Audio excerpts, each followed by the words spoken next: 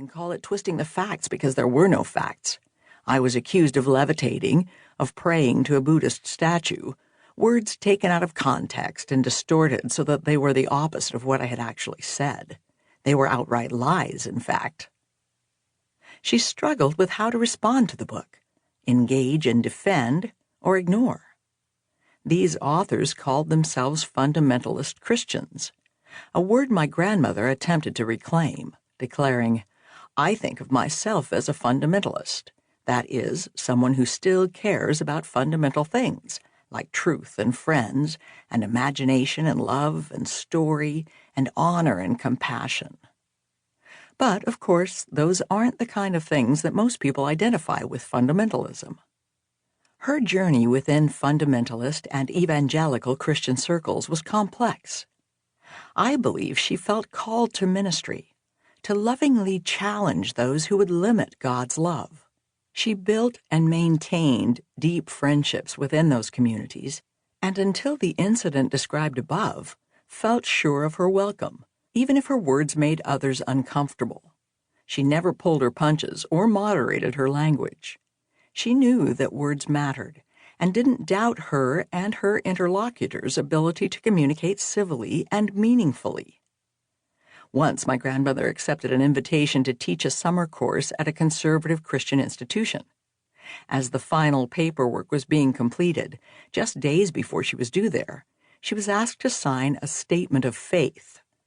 These are common in conservative institutions and typically include affirmations of the fallen nature of humanity and the sin of homosexuality, and generally how angry and scary God is.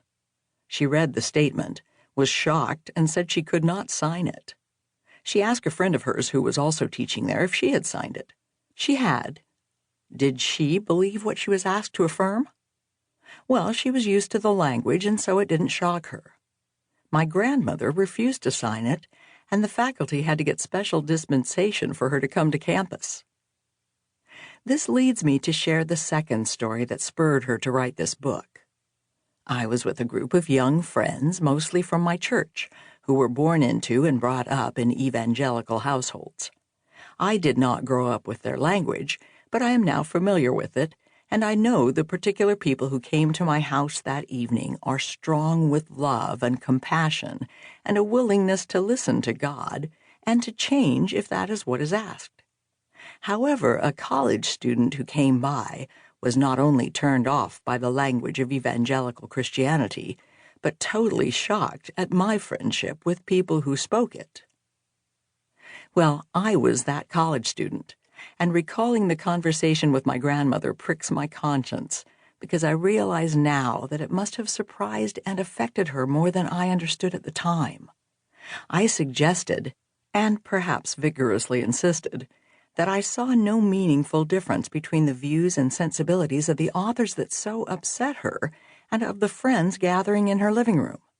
I could not comprehend why Gran seemed to be denying the power of language to change and shape us.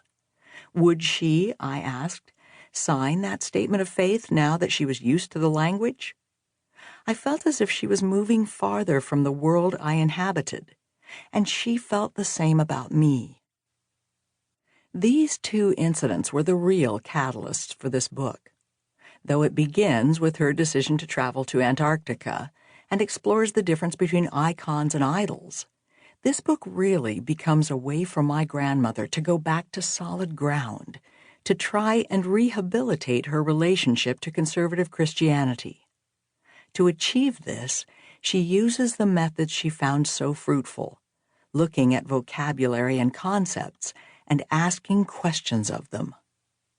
Her great reverence for the power of language, her insistence that it matters, and her interrogation of words, ontology, disaster, soporific, ananda, etc., so familiar in all her nonfiction, is present here. Part of what I am moved by is my grandmother's willingness to change her mind, to refine and revisit past work and thought, whether it's gender-inclusive language, her slave-owning ancestors, her own definition of icon, or her understanding of her parents and unhappy childhood.